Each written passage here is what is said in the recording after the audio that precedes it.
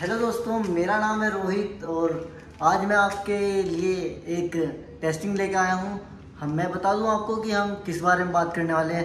मैं आज आपको क्यूब तोड़ने का एकदम बिल्कुल सही तरीका बताने वाला हूँ। क्यूब तोड़ने का सही तरीका क्या है और उस पर मार्किंग कैसे करें क्यूब पे, जो कोई भी आए मतलब आसानी से उसे पहचान ले कि क्यूब कहीं का है।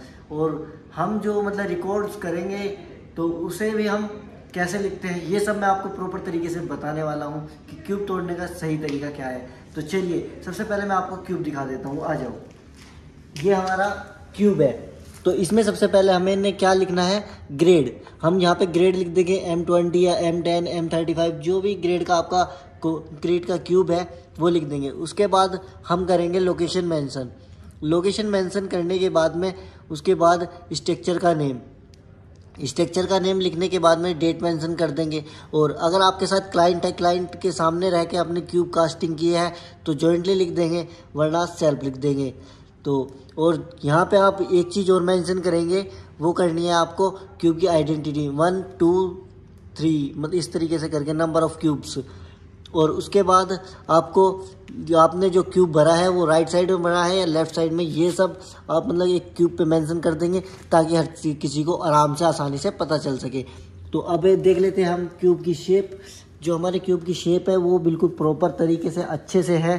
तो इसकी जो शेप है वो काफ़ी बढ़िया है, तभी पता चलता है कि क्यूब हमारा स्ट्रेंथ आएगी या नहीं आएगी। तो हम इसकी अब जा वेट कर लेते हैं। तो क्यूब का जो वेट है हमारा आया है 85.85 kg। तो हम क्यूब का वेट लिख लेंगे 85.10। क्यूब का हमने वेट नोट कर लिया है। उसके बाद हम क्या करेंगे, इसको सीटीएम मशीन में लगाएंगे। सीटीएम मशीन में जो लगाने का तरीका है वो होना चाहिए हमारा बिल्कुल सीधा। ये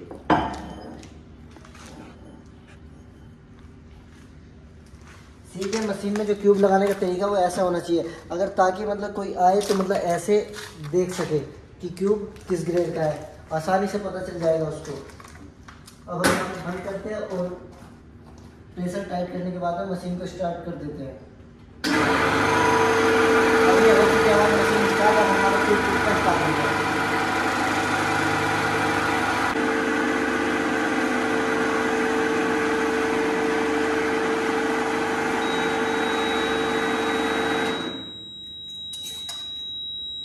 ये हमारा लोड आ गया 1524.4 किलो न्यूटन। न्यूटन में हमारा लोड आएगा, किलो न्यूटन में जितना भी आएगा। और अब मैं आपको क्यूब दिखा देता हूँ। क्यूब हमारा ये क्रैक हो चुका है। ये हमारा क्यूब क्रैक हो गया ये। और हम उसके लोड नोट कर लेते हैं।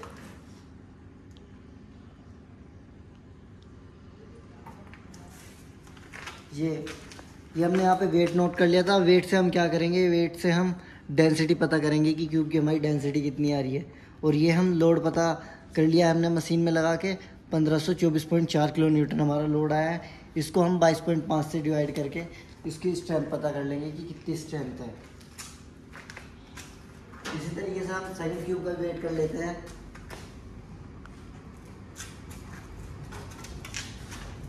सेकंड क्यूब का जो वेट आया हमारा आया है 82।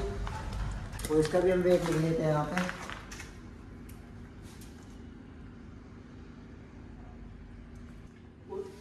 कभी भी आप क्यूब लगाओ ना तो मतलब यहाँ पे मतलब बिल्कुल ऊपर से और नीचे से बिल्कुल देख लीजिएगा, सफाई करने के बाद ही क्यूब लगाए अपना, ताकि मतलब आपका क्यूब मूव ना करे।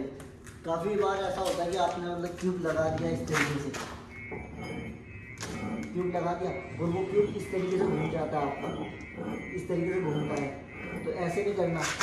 और हमेशा मतलब जो आइडेंटिटी लिखी हुई है ना वो हमेशा एकदम सामने की तरफ फेस होना चाहिए उसका। ऐसे नहीं कि ऐसे लगा दिया या फिर ऐसे लगा दिया। उसकी आइडेंटिटी हमेशा मतलब सामने की तरफ होनी चाहिए कि कोई भी आसानी से आके देख ले।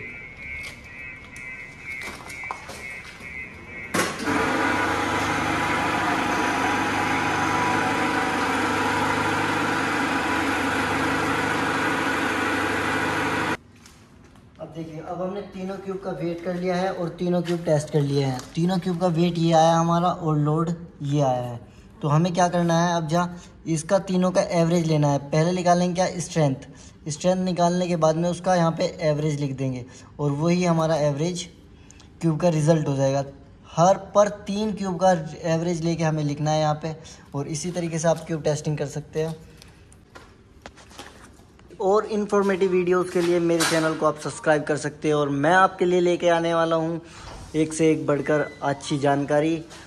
और ये हमारी एक छोटी सी प्यारी सी लैब है, इसी में मैं टेस्टिंग करता हूँ। तो अगर आपको किसी भी चीज़ का डाउट हो तो आप मेरे से पूछ सकते हो। थैंक यू दोस्तों, सब्सक्राइब प्लीज़।